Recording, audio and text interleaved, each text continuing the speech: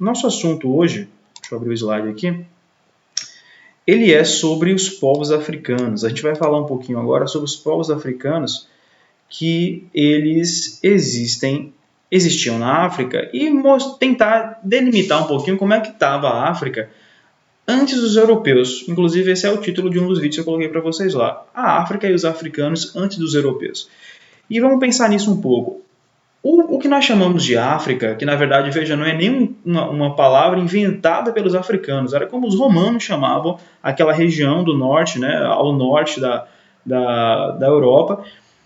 Mas é um território que ele é curioso porque a nossa forma de contar a história ela passa pela Europa e os demais continentes eles só vão sendo tocados quando a história da Europa então é acessada. Pensem nisso. A gente só estuda Egito, Mesopotâmia, porque eles têm uma importância muito grande para depois o que se tornou a Europa. Outras civilizações clássicas a gente às vezes nem estuda tanto. Ou, por exemplo, na medida em que a história europeia vai se desenrolando, os continentes que vão sendo tocados pela história europeia, eles vão sendo citados. Então, a América, por exemplo. A América, numa história clássica, ela nem existe. Ela só existe a partir do momento que o Colombo pisa lá. Aí a gente começa a contar e querer explicar o que acontecia lá, os índios e tal.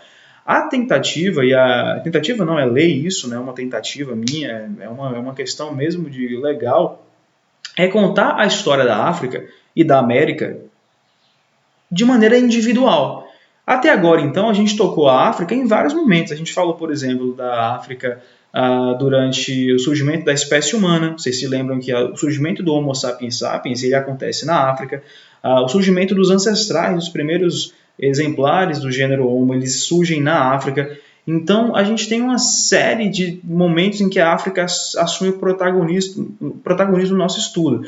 A gente falou, por exemplo, da própria África durante o Império Romano, nós falamos que a África era uma província romana, que a África também foi conquistada pelos romanos, que existia Cartago, né, a grande inimiga de Roma, ali do período republicano, vai se formar ali. Nós falamos da civilização árabe, nem sei se falei com vocês isso, porque não é um assunto que vem como revisão, mas vocês viram com o Harrison a civilização árabe, como ela se expande da Península Arábica em direção à Península Ibérica e cruzando todo o norte da África. Então o termo África ele é tocado em vários momentos quando a gente estuda outras civilizações. Só que, diante do nosso cenário político, social, histórico no Brasil, o fato de termos uma população que, segundo o IBGE, 50% da população ela é de origem africana, ela tem ancestralidade minimamente africana, nós não podemos deixar essa história da África em segundo plano. Então, por muito tempo ela ficou em segundo plano. Por muito tempo a história da África foi vista como uma coisa a ser esquecida. E realmente, em alguns momentos da história do nosso país, principalmente no período imperial, a história da África ela passou a ser vista, inclusive, como algo a ser escondido. Então, nós tivemos várias políticas de branqueamento da população, tentativas de trazer imigrantes sempre brancos, vocês já viram isso e vamos ver de novo quando estivermos no Brasil Império, de branquear a população brasileira. Por vários momentos, a cultura, resquícios da cultura africana, afro-brasileira, elas vão ser perseguidas. A gente tem a capoeira, que era crime, a gente tem a condenação de religiões de matriz africana, que por muito tempo foi crime também. Então, o que não faltou foi tentativas na história do nosso país, de uma forma ou de outra, tentar engolir, encobrir, eliminar a história da África do nosso país. Beleza? Só que isso nunca morreu para valer. E a partir da década de 70, o que a gente vai ter no Brasil é uma série de movimentos, bem naquele momento, pró-democratização, o fim da ditadura militar, e o movimento negro e o movimento indígena no Brasil vão tomar uma força muito grande a ponto de começarem a pressionar as autoridades, e o grande ápice disso é a Constituição de 88, que a gente vai ter o quê? A obrigação e a clara dicção do nosso diploma federal, que diz claramente que a gente precisa estudar esses povos, a América e principalmente a África, porque eles são parte da formação da nossa nação. Então não dá para querer estudar só a história, e é por isso que, se vocês pararem para analisar, todos os livros ultimamente já vêm com esses assuntos, eles são bem assim, minuciosos nesses pontos. E é isso para a gente entender por que é que nós estamos estudando a África, por que é que a África é importante na nossa vida. Para além disso, temos também a Lei 10.639 de 2003, que é uma lei federal, que ela então vai obrigar e vai regularizar o estudo da história da África no nosso país. Tranquilo? Vamos passar. Sobre o que eu falei para vocês, por exemplo, sobre a formação do povo brasileiro, percebam nesse gráfico que vocês veem agora como a chegada de africanos no Brasil ela foi intensa ao longo do século XVI, XVII, XVIII, XIX, e como é que ela trouxe gente demais. Observem que ao todo nós temos aí 4 milhões, as melhores estimativas, de escravizados que vieram para o Brasil forçados e que o sangue deles não desapareceu, está aqui ainda, no meu, no seu, de todo mundo, alguns mais, outros menos, e por aí vai. Nós temos então no século XVI uma chegada um pouco menor de africanos, com um aumento progressivo a partir do século XVII, quando nós temos a instauração maciça da lavoura de açucareira, e século XVIII e XIX, esses números aumentam vertiginosamente, a ponto de chegarem, por exemplo, no século XVIII, 1.700.000 pessoas vindas de África aqui para o Brasil. E no século XIX nós temos também uma quantidade maciça de pessoas, só diminuindo a partir de 1850, quando nós temos a famosíssima Lei Eusébio de Queiroz, que é aquela que proíbe o tráfico de escravos no Brasil. Que mesmo assim, após a proibição do tráfico, a gente ainda vai ter uma quantidade que chega clandestinamente. Esses números todos são os que a gente pode contar, em que nós temos documentos, em que nós temos fontes de saída, de chegada de navios dos portos do Brasil, da África, dos interpostos de Portugal, de Espanha. A gente ainda temos navios que vinham clandestinamente. Então imaginem que a quantidade de pessoas é muito grande, mas a gente vai falar um pouquinho disso mais na frente. Vamos com calma. Então vamos pensar aqui agora os aspectos gerais do continente africano. Isso aqui é geografia, mas que é importante para a gente entender. A África hoje ela corresponde a um continente, obviamente, ela tem 54 países. São 54 países divididos em 30,2 milhões de quilômetros quadrados, num território contínuo riquíssimo em recursos naturais, com hoje aproximadamente 1,2 bilhão de pessoas, de bilhões de habitantes. E, infelizmente, é uma economia, como vocês já viram, nós estudamos isso no passado, uma economia que, e vem isso em geografia também, é uma economia que, infelizmente, está baseada por conta de um passado colonial, neocolonial também, em um setor primário. Então, se você olhar a África hoje ela serve a um motivo muito específico. A África ela serve como local de onde nós tiramos os produtos primários para construir nossos chips de celular, para construir nossos computadores, para construir os motores dos carros mais velozes e por aí vai. Mas disso não passa. O passado colonial africano é muito forte nesse sentido. Quando você olha para a África, você então percebe 3 regiões muito bem definidas e muito bem específicas no continente africano. E segue comigo. Quais são essas áreas? Nós temos primeiro a África setentrional, que é a África do Norte. É uma África que tem uma fortíssima influência árabe, tem um clima desértico, tem o islamismo como religião oficial de todos os países daquela região. Que países são esses? Egito, Tunísia, Marrocos, Argélia e por aí vai. Daqui a pouco eu olho e mostro no mapa. Descer um pouquinho, nós temos o famoso Saara, aquele deserto, o maior deserto contínuo do mundo, e nós temos então um clima, um local onde não se favorece o surgimento de nenhuma cidade. O Saara ele pertence politicamente a alguns países, mas você não vai encontrar ali cidades, você não vai encontrar ali nada de muito interessante do ponto de vista político e econômico, porque são regiões altamente secas. Por último, nós temos a África subsaariana. A África subsaariana é tudo que está abaixo do Saara. Então a gente vai ver com isso um pouquinho mais com mais detalhes agora no mapa. E nós temos também o Sahel. O Sahel, vamos voltar, é a região que está entre o fim do Saara e o início da África subsaariana. É o que nós chamamos de a borda do deserto. Beleza? Vamos olhar aqui agora, por exemplo, no mapa, bem rapidinho. Nós temos aqui, por exemplo, deixa eu colocar aqui Pronto, perfeito. Observem aqui então, essa área aqui em cima é o que nós chamamos de África setentrional. Perceba que os principais países dessa região, Marrocos, a Tunísia, a Argélia, a Líbia, o Egito, são países todos de natureza, de uma forte presença islâmica e de uma forte cultura islâmica, inclusive religiosa. Isso vocês imaginam que é por conta do surgimento da civilização árabe, que, vocês se lembram, no século VII da era cristã, vai se formar nessa região da Arábia Saudita, e onde hoje é a Arábia Saudita, e logo depois do século VII, VIII, a gente vai ver a maior expansão que uma religião já teve em tão pouco tempo no mundo, que é a religião árabe, que vai se espalhar pelo norte da África inteiro, pela parte sul e leste, né, da África, inclusive chegando em países, por exemplo, como Filipinas e por aí vai, que são inclusive Indonésia, que são países que têm como religião oficial o islamismo, beleza? O ponto para a gente entender isso. Na África do Norte, que a África inclusive é a mais antiga, a mais conhecida, nós temos aqui os principais elementos. É uma África muito parecida com a Arábia e não parecida tanto quanto a África subsaariana. Por exemplo, na África setentrional você não tem populações negras. Isso é interessante de observar do ponto de vista étnico. Beleza? Temos aqui então essa margem absurda. Olha o tamanho disso, velho. O Saara, se você fizesse, por exemplo, um cálculo aqui, ó, vamos tentar medir a distância daqui até aqui.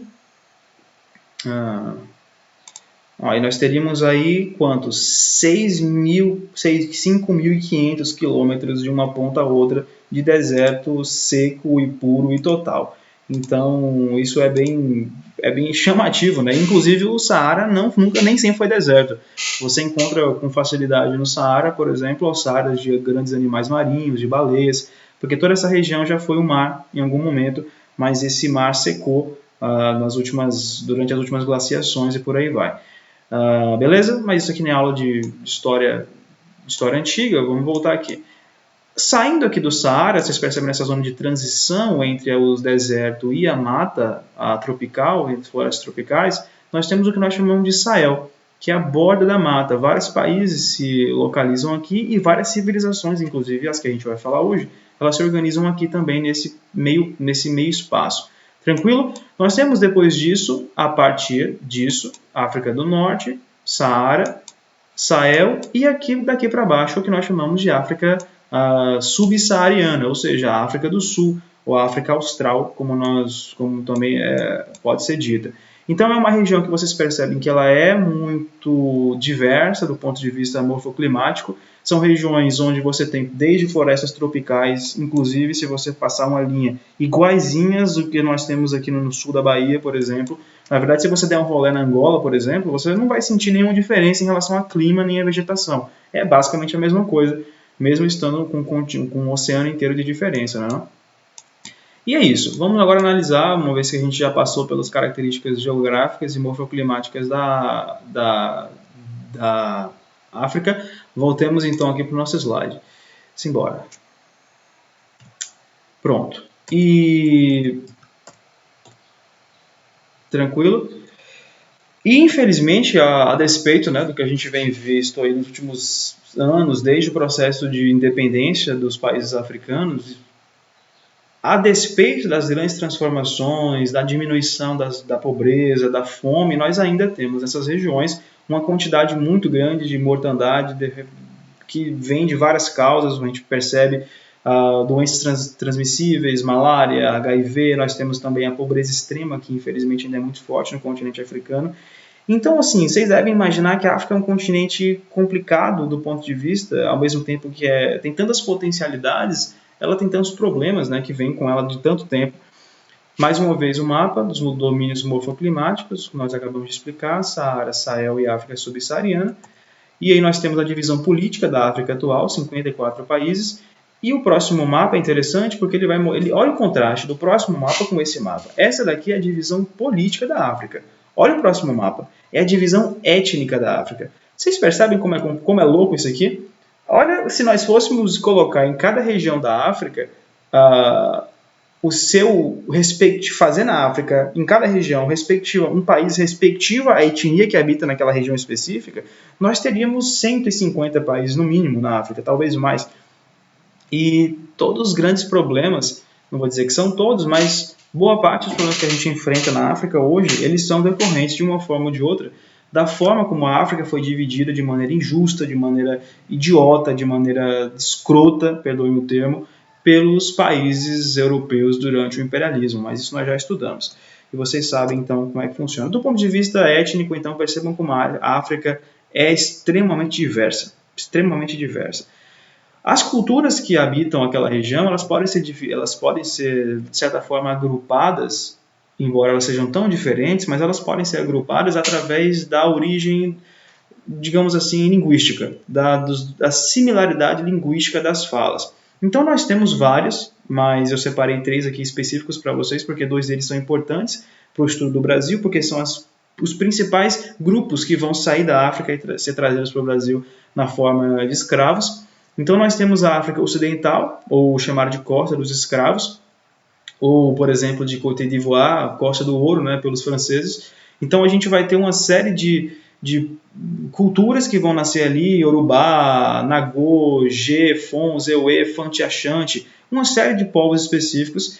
É interessante porque boa parte dos escravos que vêm para o Brasil são de cultura Yorubá e dessas regiões, que era onde Portugal tinha alguns entrepostos comerciais importantes. Nós temos também na parte mais ao norte os chamados malês, o Mandinga, o Assá, Tapa, que são povos, inclusive, que são muito próximos à cultura islâmica. Não se esqueçam, por exemplo, que a revolta dos malês, que acontece na Bahia, em 1835, ela é feita pelos escravos dessa região. Então, eles sabiam ler, por exemplo, eles eram islamizados, eles escreviam em árabe. Então, você perceba como é diferente, não dá para falar que a África, escravos, é muito complexo aquela região, entendeu? E por último temos o outro grandíssimo grupo que vai ser trazido para o Brasil, que são os povos que habitam a África subsaariana, que são do grupo linguístico Banto. Então, eles obviamente têm uma série de povos, uma série de etnias, mas eles se agrupam em torno de idiomas semelhantes, que é o idioma Banto, enfim, a cultura Banto. Então, esses 3 grupos principais, eles vão ser os mais importantes para entender o nosso país, porque são os que são trazidos para cá naquelas levas que nós vimos no primeiro, naquele quadro, né, de imigração. Vamos lá então. Ao longo da história da África, vários reinos surgiram. Alguns nós já estudamos, por exemplo, o Egito, a Núbia. Não estudaram comigo, mas talvez com Herbson, porque são os reinos, né, que a gente vê lá no início do primeiro ano, que são reinos clássicos, talvez. O Egito, né, ninguém questiona a importância de estudar Egito Antigo, e a Núbia, que é uma região ao extremo sul do Egito, que inclusive por muito tempo foi confundida com o próprio Egito, mas que as pesquisas mostraram claramente que ali não habitava egípcios, ali habitavam núbios, era um povo diferente, com uma cultura muito semelhante, mas eles eram negros e eles eram autônomos em suas decisões políticas, a ponto, inclusive, de em alguns momentos na história do Antigo Egito, nós termos civilizações de faraós negros, núbios, que aproveitando alguma facilidade, alguma fraqueza do Império Egípcio, eles então invadiam e passavam a dominar por algum tempo. Você encontra estátuas, por exemplo, de faraós negros. Isso é bem curioso, né? Mudando um pouquinho aquela nossa ideia do que é um egípcio, né? Tranquilo. Na Idade Moderna, então, nós temos o que nós chamamos de os povos, de os impérios medievais, desse momento da história da África. Lembrando que, assim, cada povo tem a sua periodização. Acho que vocês já sabem isso. E quando eu falo, então, são os povos da Idade Média, eu estou só usando a Idade Média Europeia como um ponto, assim, uma âncora, para vocês se ligarem onde é que está acontecendo. Mas, obviamente, que a história da África assim, tem as suas próprias dinâmicas e marcos temporais. Tranquilo? 3 desses impérios, desses reinos importantes, eles vão surgir na Idade Média Europeia, correspondente, e eles vão se desenvolver na região do do oeste atlântico da África, onde hoje é Gana, onde hoje é o Mali, próximo à Nigéria, e por aí vai. Esses 3 são escolhidos pela gente porque, novamente, eles estão em regiões onde os europeus, principalmente os portugueses, chegaram logo. Então, querendo ou não, nós temos muita influência desses povos depois, posteriormente, na chegada de escravos aqui no Brasil. Então, vamos falar um pouquinho desses 3 com mais calma a partir de agora. Nós temos o primeiro reino de Gana, que foi formado a partir do século III da era cristã e teve o apogeu entre o século VII e o século XI. Era um reino que fazia um comércio muito grande com o norte da África, uma ligação muito forte que eles tinham com os árabes e se inseriam dentro do sistema, dentro das rotas comerciais, dentro do circuito comercial mundial, com a produção de ouro que era muito grande nas minas de Gana. Então, eles vão se fixar próximo aos rios Níger e Senegal. Obviamente, vocês se lembram que as primeiras civilizações humanas elas são sempre civilizações que se aproximam dos rios, por motivos óbvios. E durante essa região, durante o auge da região, do auge do Império de Gana, que é lá no século X, século XI, por aí, nós temos então que Gana era uma região muito famosa dentro do circuito comercial mundial por conta da sua produção de ouro, mas também produção de tâmaras, tecidos, cavalos de ótima qualidade, e eles então eram ligados ao norte com o Império Árabe e chegando até o Egito, né, que na época não era mais Egito, não era, mas tinha o nome de Egito ainda, só que sob o domínio dos árabes. Olha esse mapa, por exemplo, que eu trouxe para vocês, que é um mapa que fala, é um mapa catalão, como nós chamamos, ele é do ano de 1300 e alguma coisinha, é um mapa europeu. Percebam como o norte da África está bem delimitado já, era um território de conhecimento dos árabes, dos europeus. E olha só o que nós temos aqui como representante dessa região que nós estamos estudando. Ó, um rei negro com a pepita de ouro na mão, cheio de paradinha de ouro aqui, tudo de ouro. E quem está vindo em direção a ele? Um árabe, ao turbante na cabeça e tal. Então, o que você está vendo aqui é uma fonte histórica que está mostrando as principais cidades da região e mostrando qual era o quê? O elemento principal de comércio, que então os árabes iam até lá, trocavam por seus produtos e levavam ouro, que era então cunhado e se fazia moedas. Então, percebam aí a importância dessa região do Império, do Reino de Gana, nesse primeiro momento. Temos aí o mapa, olha onde a localização específica, a localização aproximada, as rotas comerciais que saem do território de Gana e vão para o norte da África e para o Egito, através das famosas caravanas que cruzam o Saara, e nós temos o que então? Uma região plenamente integrada no comércio mundial da época. Tranquilão? O reino de Gana, obviamente vai se enfraquecer a partir do século XI por diversos motivos, que a gente não tem como estudar com calma agora, mas no local do reino de Gana vai surgir o chamado reino do Mali, ou do Mali. Nós vamos ter várias interpretações, várias formas de se falar esse reino. Ele vai se desenvolver então na mesma região de Gana, só que englobar um território um pouquinho maior com o tempo. Entre os séculos XIII e o século XVI, da era cristã, vai sofrer uma fortíssima influência árabe a ponto de, por exemplo, vocês vão ver que alguns dos chefes militares de Gana, do Mali, eles fazem peregrinações para Meca em homenagem lembra os mandamentos do islamismo, que um deles é você podendo peregrinar para Meca uma vez na sua vida? Então, mas vamos continuar aqui. Eles também se fixam próximo às margens do rio Níger e do rio Senegal, e os imperadores do reino de Mali se chamavam Mansas. Então, Mansa não era um nome, Mansa não sei o que lá, era um título, tal como a gente chama, por exemplo, um czar, um César, era um título. Então, o mais importante desses Mansas, percebam como isso demonstra uma forma, uma organização política muito bem delimitada, na forma de um império, de um território específico, de uma burocracia, inclusive. E o Mansa, então, o mais famoso desses caras foi o chamado Mansa Musa, que inclusive é considerado modernamente o homem mais rico da história da humanidade, por conta do ouro. Eu coloquei um texto para vocês lá da revista, super interessante, dei uma lida nisso, por conta das riquezas que o cara tinha. Então, assim, como ele estava numa região de produção aurífera e ouro em Gana tinha para dar, vender, trocar e chutar, os caras eram muito ricos mesmo. Então, dei uma lidinha nesse texto, que eu não vou entrar em detalhes, para o vídeo não passar de 30 minutos, mas dei uma lidinha no que eu coloquei lá. O Mansa Musa, então, foi o cara mais importante nesse momento. E o cara que organizou, centralizou nas suas mãos o poder do reino de Mali. Só que depois da morte dele, então, o reino vai ser desintegrado. Vocês imaginam que as várias pequenas civilizações, os pequenos grupos, as pequenas etnias, na ausência de um cara ou de um poder centralizado específico, eles se aproveitam, né, disso e ocorre então a desfragmentação do reino do Mali. Tranquilo? Tá aqui um mapazinho para vocês. Percebam como eles ficam... Pega boa parte do território do território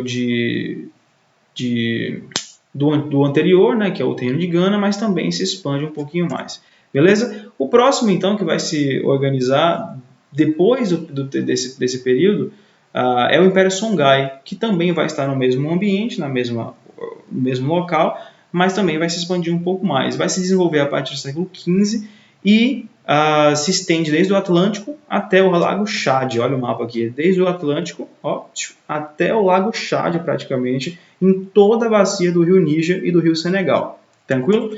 E nós temos, então, novamente, é uma região muito importante do ponto de vista comercial, rotas comerciais que vão, que sobem, que descem, então é uma região que não está isolada, ela está muito bem integrada no circuito comercial mundial naquele momento, e era uma economia que se baseava principalmente no trabalho escravo. Daqui a pouco eu vou falar para vocês um pouquinho sobre as diferenças da escravidão na África e da escravidão moderna que depois os europeus vão inaugurar na América, tranquilo?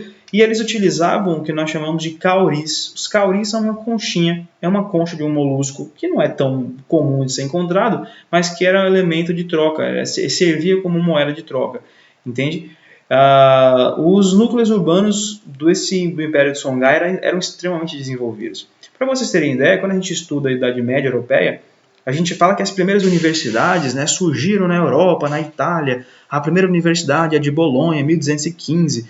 E por quê? A gente está contando a história da Europa. Agora percebam que dentro da estrutura do Império Songhai, desses povos dessa região, a educação era um negócio tão importante que, por exemplo, parem para pensar, o que é uma universidade? Uma universidade é nada mais, nada menos do que um local onde a gente ensina as pessoas adultas, não é verdade? O que é uma faculdade? É um local especializado para o ensino dos adultos. A gente tem as escolas para o ensino dos adolescentes, das crianças, enfim. Então, nessa perspectiva, as primeiras universidades do mundo não apareceram na Europa, apareceram no Império Songhai, mais precisamente na cidade de Tombuctu e Sankor. Para vocês terem ideia, em Sankor, nós tínhamos, dentro dessas escolas de curso superior, momentos específicos onde existiam 25 mil estudantes. Eles aprendiam em árabe, eles tinham todo um desenvolvimento. Então, por que a gente fala tudo isso para vocês? Para a gente tentar tirar da cabeça essa ideia que nós temos de África como um continente pobre, acabado, sem organização, só com tribo, aquela coisa bem europeia que o europeu bota na nossa cabeça. E não é bem assim, entendeu? O buraco é mais embaixo, eu diria. Então, a partir do século XV, o Império Songhai ele vai começar o seu declínio, porque ele começa a ser atacado por povos do norte da África, principalmente do Reino de Marrocos, que vai começar a se formar. Então, o Império Songhai ele vai começar a entrar em declínio, ao mesmo tempo em que os europeus começam a chegar na África e fazer da África um espaço, uma zona de comércio escravo mesmo, oficial. Beleza? Vamos falar de diversidade cultural. O papel das mulheres na sociedade africana. É bem interessante isso, porque de todos os continentes que nós temos, a gente também vai encontrar sociedades matrilineares em regiões como a América, como na Índia. Mas na África isso era uma coisa muito interessante, muito comum e constante. O que eu quero dizer com uma sociedade matrilinear? Uma sociedade matrilinear é uma sociedade onde a mulher ela assume um papel importante no processo de transição e no processo de, como eu posso colocar, no processo de herança, de transmissão da linhagem, das riquezas. Por exemplo, quando você morre, hoje não, né? Hoje a sociedade brasileira e mundial está muito mais igualitária. Mas anteriormente, como você morria? Quando, por exemplo, você se casa, quem é que mudava para a casa de quem? Era a mulher que saía da casa do pai e ia para a casa do novo marido, não é verdade? Tudo na nossa sociedade, ainda hoje é assim, parece que é organizado a partir do homem e para o homem. É a mulher que herda o nome do homem, não é o homem que herda o nome da mulher, você quase não vê isso. Então, nossa sociedade é uma sociedade patrilinear. É uma sociedade onde a linhagem paterna ela carrega mais importância do que a linhagem materna. As sociedades matrilineares não, são sociedades onde a mulher ela tem uma preponderância muito grande, enquanto a matrona da família, a mulher que o clã se organiza em torno dela. Por exemplo, nós tivemos vários exemplos interessantes nisso. Em Moçambique, na sociedade Makua, que as mulheres elas têm uma importância muito grande, inclusive na transmissão das posses depois da morte. As famosas Candaces, as rainhas da Núbia, que eram mulheres que realmente assumiam o poder e elas eram oficialmente rainhas, não era uma coisa assim, de elas estão ali porque o rei está de férias. Não, elas eram mesmo vistas como pessoas extremamente importantes nesse ambiente todo. E então essa ideia, essa noção que a gente precisa ter com muita clareza, né? Que dentro da África as relações matrilineares elas são extremamente visíveis, extremamente importantes e elas dão o tom muitas vezes das disputas políticas. Então era muito comum, por exemplo, que mesmo os reis homens, eles tivessem, por exemplo, que ter ao seu lado mulheres que seriam, por exemplo, que eram as legítimas donas do poder, e que ele casava com ela só para assumir o governo temporariamente. Isso é bem interessante. Sobre a arte africana, é interessante a gente pensar nisso. A gente sempre fala, a arte africana. Mas como assim a arte africana? Como é que um continente desse tamanho vai ter um tipo de arte só? Não é um pouquinho de prepotência pensar nisso? Então a África, dada a sua extensão, dada a sua importância, dada a sua riqueza, dada a sua diversidade, você não consegue mapear na África um estilo de arte parecido. Lógico que as pessoas as civilizações elas criam e elas se manifestam a partir da arte através daquilo que elas têm, do aparato técnico, da criatividade. Então, nesse sentido, o texto de vocês, do modo, ele traz até uma coisa bem interessante, que são as máscaras africanas, né, que são normalmente representações dos ancestrais, dos deuses e por aí vai, e que elas são sim uma espécie de um elemento em comum que você observa nas principais sociedades africanas, principalmente a África subsaariana, que são feitas normalmente de materiais degradáveis, de madeira, de palha, e que isso inclusive explica por que muitas delas se perdem, né? Diferente de uma estátua grega, que é feita em mármore, uma máscara desse tipo ela desaparece com alguns anos, mas nós temos várias ainda guardadas, principalmente em museus europeus, né? Para onde eles levavam as coisas. E interessante a cultura imaterial, que era transmitida também oralmente, uma vez que você tinha uma maioria das sociedades africanas iletradas, ou seja, eles não possuíam escrita, com exceção das regiões mais ao norte, que tinham uma influência árabe muito forte. Então, nesse ambiente se desenvolve muito o que nós chamamos a cultura imaterial, que são a cultura baseada na fala, no debate, na contação de histórias, e é uma cultura que vai sendo transmitida pouco a pouco. E as pessoas responsáveis por isso, coloquei até aqui uma foto para vocês, são chamados griots, que eram normalmente os homens mais velhos das aldeias, que eles eram responsáveis por contar as histórias para os mais novos, naquele ambiente de uma fogueira, e de se juntar ali e contar a história. E tem até uma frase que eu acho legal, né, que na África, sempre que um ancião morre, uma biblioteca é queimada. O que eu quero dizer com isso? Que na África, em boa parte da África, ainda hoje, por ser uma região que, diante dos problemas, nem toda a África está plenamente alfabetizada, nem todos os locais você tem bibliotecas, e enfim, o que nós temos nas nossas casas. Um ancião que morre na África, ou uma anciã que morre na África, carrega uma biblioteca com eles, entendeu? Eles são o próprio elemento de junção e de compactação mesmo das histórias sociais e dos mitos, e enfim, de tudo que a gente entende como cultura, né, de um povo. Então isso é muito importante de verificar. Para terminar, o último slide, nós temos então os povos africanos e o Brasil. Esse processo, a partir do momento em que os europeus começam a pisar na África e transformar aqueles territórios em bases específicas de escravidão, era isso que os portugueses, que os espanhóis faziam, eles se instalavam na região, criavam um entreposto comercial e eles se inseriam nas rotas comerciais de escravos que já existiam na África. Esse processo, então, essa migração maciça e absurda, 4 milhões de pessoas em 300 anos, uma época que você não tinha tantos habitantes assim. Até hoje, com avião, é difícil você transmitir. Imagina você levar 4 milhões de pessoas de um país para o outro. Imagina, é uma loucura. Agora, imagina aquela época com navios, a situação. Esse processo, então, nós chamaremos de diáspora africana e vai acontecer a partir do século XVI e, como vocês viram, só acaba no século XIX. E aqui cabe uma informação interessante que talvez vocês já estudaram, já viram. Qual a diferença, galera, da escravidão que existia na África e da escravidão que existia no Brasil? A escravidão, na verdade, criada pelos países europeus. Quando nós pensamos em África, nós não podemos pensar em África como uma terra de coitadinhos. Não façam isso. A África não é uma terra de coitadinhos. A África é um território específico, com seres humanos, que se organizam em relações políticas bem definidas, que têm inimigos entre si, da mesma forma que você vai na África e o alemão não se dá tão bem com o francês, que o inglês não se dá tão bem com o francês, que nem sempre o espanhol se dá tão bem com o português. Você não vai falar, vocês são todos, vocês são todos europeus, por que vocês estão brigando? Você entende que ali tem povos diferentes, tem culturas diferentes. Então, se você entende isso em um continente tão diminuto quanto a Europa, e tão assim, do ponto de vista cultural, tão pouco diverso, que a Europa, do ponto de vista cultural, é pouco diverso, quanto mais há de se ter esse entendimento com a África. Um território, como vocês viram nos mapas anteriores, etnicamente absurdamente diverso, distinto.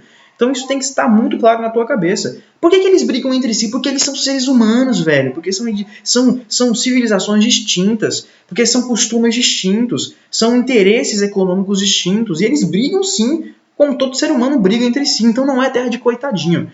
Não é terra de coitadinho. Mas, ou seja, você precisa reconhecer nesses povos o caráter humano deles, o caráter social, o caráter histórico dessas sociedades. Quando nós pensamos então em escravidão, nós sabemos que existia escravidão na África. Não é que não existia, ela existia sim, estava lá, rolava, estava de boa, existiam as rotas comerciais. Vocês viram, por exemplo, que o Império Songhai era baseado na economia, numa economia escravagista. Mas qual a diferença, então, da escravidão clássica, que é essa escravidão, e da escravidão moderna, que foi inventada pelos europeus? Simples. A escravidão clássica ela se dava em moldes sociais extremamente bem definidos. Você era escravo porque você devia. Você era escravo porque você tinha perdido uma guerra. Você era escravo porque você, por algum motivo, tinha entrado na concepção jurídica daquelas sociedades do que é o escravo. Você não é mais uma pessoa livre. Independente de onde você vinha, da sua etnia, da sua cor de pele, independente, você era uma pessoa que tinha adquirido o estatuto de coisa, por conta da situação que você se encontrava. Como eu falei, dívidas, guerras, as principais. A escravidão moderna, quando os europeus então começam a tocar as regiões da África, e isso já no final do século XIV, eles começam então a perceber que existia um comércio um comércio que existia ali muito forte de escravos há muito tempo. E dentro das necessidades do mercantilismo, das necessidades econômicas que nós vamos ter dentro dos impérios coloniais espanhóis, do Império Colonial Espanhol, português, inglês, holandês, os europeus então vão se inserir nesse comércio global, vão se inserir nessa região e vão então começar um processo muito grande de migração de escravos. E é aí que vem a grande onda, a grande separação entre a escravidão clássica e a escravidão moderna. A escravidão moderna vê o escravo literalmente como um ser humano que é perpetuamente escravo. Então, você não é mais escravo porque você perdeu uma guerra. Você não é mais escravo porque você devia alguma coisa. Você é escravo porque você é negro. Então, se o europeu que é branco sai da África e chega sai da Europa e chega na África e vê negros sendo escravizados, quando o negro é trazido para a América, ele carrega consigo o estatuto de escravo, simplesmente porque ele é negro, entenderam? Então, a grande perversidade da escravidão moderna é essa. Não cabe aqui para a gente ficar falando que a escravidão moderna ela é mais cruel do que a escravidão africana. Para mim, toda escravidão é cruel. Toda escravidão, infelizmente, é uma mancha da história do mundo que todos os povos tiveram. É incrível. Não existiu um povo no mundo que não teve escravidão em algum momento.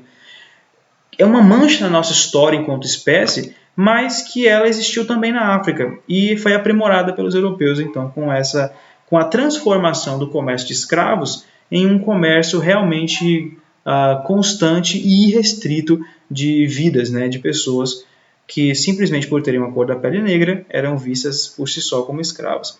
Tranquilo? Essa galera que vem para o Brasil, então, ela tem vários destinos. Salvador é o principal destino, Recife é um destino muito importante também, Porto Alegre, em determinado momento, vai ser muito importante, Rio de Janeiro, nem se fala. Então, eles vão ser responsáveis pela formação do sistema econômico que vai ser criado na América. Tanto na América Portuguesa quanto na América Espanhola, principalmente no Caribe. Como vocês viram comigo no capítulo passado, os espanhóis preferiram o trabalho indígena nas regiões do Peru, do México, porque a mão de obra indígena é muito farta nessas regiões. E também já adaptaram o trabalho sedentário. Beleza? E do ponto de vista econômico, do ponto de vista cultural, nós temos então um sincretismo muito grande entre essas práticas culturais desses povos que vêm como escravos e os que aqui já existiam. Então nós temos isso no campo da religiosidade, com as religiões de matriz africana que vão aparecer no Brasil. Eu agora não vou me lembrar qual das duas, e nasceu aqui no Brasil, a Umbanda, o Candomblé. Nós temos, por exemplo, a perseguição em torno da cultura africana que vai acontecer aqui por muito tempo. Eu falei para você, a capoeira, ela era crime até a Era Vargas. Nós temos vários momentos aí a perseguição a cultos de uma matriz africana. Então, assim, essa noção de um grupo que é trazido como escravo, ela gera no outro grupo que estava aqui, obviamente os povos brancos, essa ideia, né, de inferioridade. A escravidão, ela inferioriza o ser humano, ela transforma o ser humano em um ser que é menos ser humano do que o outro. E ela é, inclusive, muitas vezes logicizada, ela é legitimada pela doutrina religiosa, como a gente vai ver quando a gente vai falando de Brasil. Isso é outro assunto. Beleza?